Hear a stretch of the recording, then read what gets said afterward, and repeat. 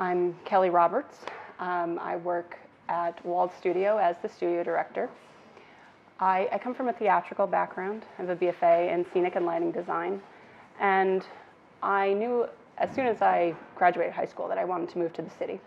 Decided to go to school first and get my major in theater. But by the time I finished, I also knew that I no longer wanted to work in theater. I had considered transitioning to architecture while I was in school, but there was no program where I was. So I interned at an architecture firm, and then I also did a little bit of work for an architectural lighting designer that was in Connecticut that I just happened across. When I moved to the city after I graduated, I looked around and noticed there was a plethora of architectural lighting design studios here in the city, and knew that this would be the place where I could kind of combine my passion for lighting and art and also my more engineering and mathematics background, because I find that architectural lighting really does combine those two things. And so here I am, and here I've stayed. So Wald Studio works on a lot of different types of projects. We work on retail, which is fun in its own way. It's very fast-paced. And then we tend to do work with a lot of residential, hospitality, and then also some big city projects. So in that sense, I really enjoy working for Wald Studio, where I can get my fingers into a lot of different pies and kind of have fun in different ways. My real passion, though, tends to be the residential projects. I really enjoy creating a warm and inviting space that's personal to the owners and the clients. We tend to get very involved, and they tend to take a long time, but I don't mind that, and it's really fun to collaborate with the architects and interior designers, because they listen to you on these projects. They understand that you're helping them create something that's so intimate for the clients. And then when you go to commission the work, often that's after the clients have moved in, you meet them, and they're often very appreciative of everything. Hopefully, right? If everything goes well, then they're very appreciative of it. And it's really lovely to see them experience their home and know that you had a part of that. More recently, we've started doing a lot of hotels, and I've actually really enjoyed doing that. It's been similar to residential work in that you're creating a warm and inviting space. Instead of it being personal for a specific client, though, you're trying to make it enticing for a transient guest. But you want them to come back. You want them to feel like it is home while they're there. So in that sense, the work that we're doing is similar, and I find a lot of joy in that. And then on top of it, I actually find them a little more challenging. You've got a lot more budget concerns.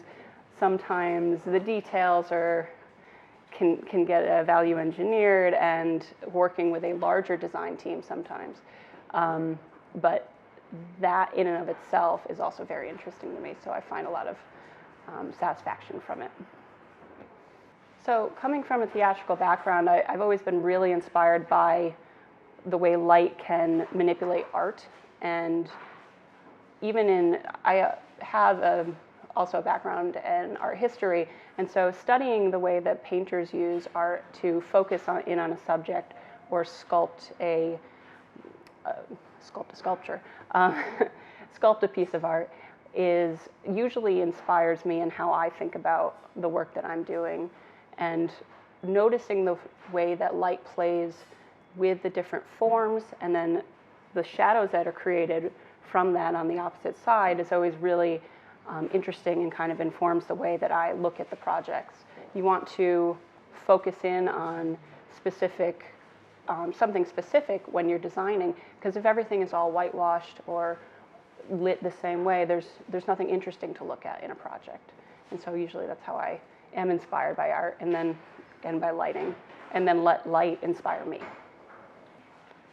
So I've actually been very lucky in my career. I feel I found a very good home when I first moved to the city, and my boss has been extremely supportive, and I've learned a lot from where I am. I would actually say that my biggest hurdle is me. when I moved here, coming from outside of New York, not going to the typical Parsons program, I'll just say, because, and then working for a very small firm, I didn't have a community when I was first here. So I needed to step outside of my comfort zone to start networking and going to the events that were offered, but I didn't actually necessarily know they were available. And then at the same time, I inherently like to be in the background. I don't like to make myself known. Probably why I went into lighting design in the first place. I get to sit in the dark and hide. And so I found that I needed to really make an effort and get outside of my comfort zone to push myself to say, no, I'm going to go speak to this person at this event. I've seen them before, they know who I am. It's not a big scary thing. And then the next steps from that were actually making myself a little bit more available to participate in some of these events, helping plan things, volunteering for a panel discussion, volunteering for moderating something. Things that when I look back now, or when I take the next step of doing the next volunteer event, I think back and think, where did this come from? It seems completely out of place for my personality, but I'm very happy to see that it's developing.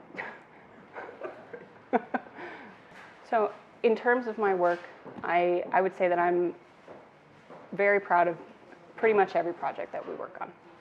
There's always some part of you that you give to a project, and whether it was particularly difficult or went very smoothly, you always want to be happy with the results. And so I'm happy to say that most of the projects turn out that way. So really the thing that I'm most proud of or happy with is my work with women in lighting and design. Women in Lighting Design, or WILD, as we like to call ourselves, is a community of women across North America in different chapters throughout. We meet for networking events with ourselves and all our allies to discuss different topics, bring up, working mothers is a big issue, equal pay, many things that women don't feel like they have an opportunity to discuss in other locations in the industry. And so we encourage personal and professional growth through our network. Women in Lighting and Design was actually started probably 25 years ago, well before I was involved. But for myself, I actually went to a light fair panel discussion probably 6 or 7 years ago. And it was in the Hub, so it was like their free conference venue. And I saw it on the program and I wanted to go. I was like, all right, what is this, right? And I went and I was incredibly inspired to be surrounded by like-minded women. And so when we got back, I found the women that were running it in New York and immediately got involved. Since then, I've been involved in a stronger capacity for probably the last 4, maybe 5 years. And I'm really happy to say that we've seen it grow exponentially since then. We have chapters in more locations than ever before. We've seen an increase in support.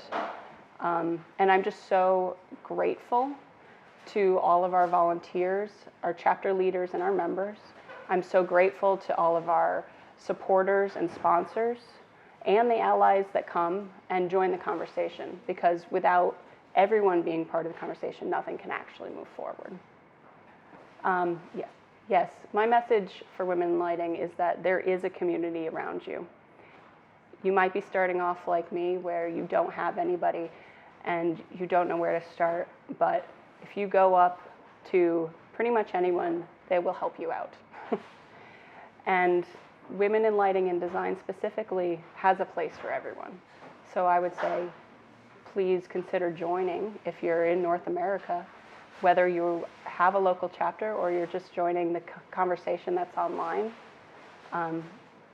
We are stronger together.